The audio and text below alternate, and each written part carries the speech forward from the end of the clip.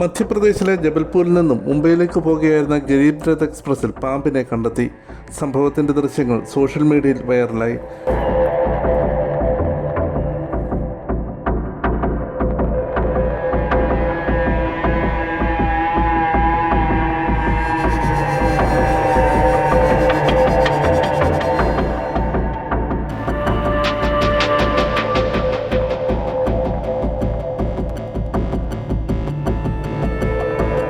ട്രെയിനിലെ G17 കോച്ചിലെ birth number 23-ലാണ് പാമ്പിനെ കണ്ടെത്തിയത്.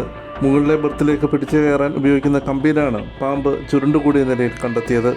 പാമ്പ് AC വെന്റിലേറ്ററിലേക്ക് എത്താൻ ശ്രമിക്കുന്നതും ദൃശ്യങ്ങളിൽ കാണാം.